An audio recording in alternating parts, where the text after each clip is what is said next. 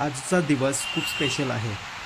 मी निघालोय बोरवलीपासून grand road आणि त्यानंतर Girgaon Chowpatty. Explore करूया मुंबईचा लोकल ट्रेन जर्नी आणि समुद्रकिनारा दोन्ही एकाच ब्लॉगमध्ये. चला तर मग सुरू करूया आजचा प्रवास. बोरवली स्टेशनवर रस सुरू होती. लोकांची गर्दी, ट्रेनचा आवाज आणि त्यामागे आपला एक छोटासा प्रवास होतो. विंडो सीट मिळाली म्हणजे आजचा जर्नी अजून भारी होणार. आता खरी मुंबई दिसायला लागली आहे. खिडकीतून दिसणाऱ्या बिल्डिंग्स, ब्रिज आणि फास्ट मुव्हिंग सिटी लाईफ, हे सगळं पाहताना एक वेगळंच वाईब मिळते. फायनली मी पोचलो ग्रँड रोड स्टेशनवर. स्टेशन बाहेर पडताच मुंबईचं एक वेगळं रूप दिसतं. क्राऊड कमी पण सिटी वाईब अजूनही स्ट्रॉंग आहे. आत्ता सुरू होतो गिरगाव चौपाटीकडे वॉक. उंच बिल्डिंग्स, साफ रस्ते, प्रत्येक पाऊल एक नवीन अनुभव देत आहे.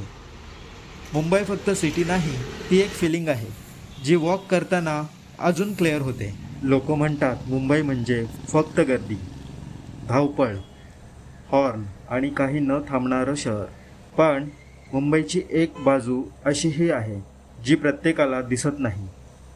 शांत, स्वच्छ आणि मनाला स्पर्श करून जाणारी. आज मी गिरगाव चौपाटीकडे चाललो होतो. ना कुठली घाई, ना कुठली शर्यत, फक्त मी, हा रस्ता आणि समोरून येणारा समुद्राचा गारवारा. या उंच इमारती फक्त इमारती नाहीत, तर लाखो लोकांच्या स्वप्नांचं प्रवास आहे. आणि हे स्वच्छ रस्ते आपल्याला एक गोष्ट शिकवतात. आज मी पण फक्त चालत नव्हतो, प्रत्येक पावलासोबत शहराला अनुभवत होतो. रस्त्याच्या दोन्ही बाजूला उभ्या असलेल्या इमारती जणू हजारो लोकांच्या स्वप्नांच्या साक्षीदार आहेत. आणि मग समोर दिसतो हा अथांग समुद्र.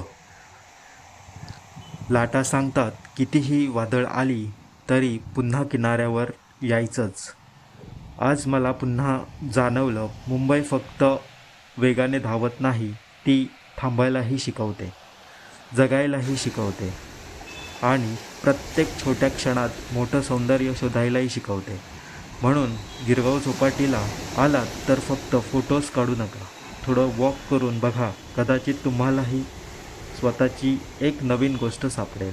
समोर अथांग समुद्र, वर ढगांनी भरलेलं आकाश आणि मागे उभं असलेलं हे शहर. आत्ता जाणून घेऊया गिरगाव चौपाटीचा इतिहास. 19व्या शतकात उत्तरार्धात मुंबईचा विकास वेगाने होत असताना हा समुद्रकिनारा फिरण्याचं आणि विश्रांतीचं ठिकाण बनलं. चौपाटी हा शब्द मराठीतील चार पाट किंवा चार वाटा जिथे मिळतात या अर्थाशी जोडला जातो. त्यामुळे समुद्र किनाऱ्यालगतच्या या भागाला चौपाटी हे नाव रूढ झालं. हा किनारा पूर्वी स्थानिक मच्छीमार आणि गिरगाव परिसरातील रहिवाशांसाठी महत्त्वाचा होता.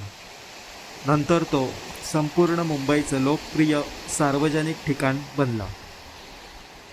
गिरगाव चौपाटीचं सर्वात मोठं वैशिष्ट्य म्हणजे गणेश चतुर्थी. दरवर्षी हजारो गणेश मूर्तीचं विसर्जन इथे होतं.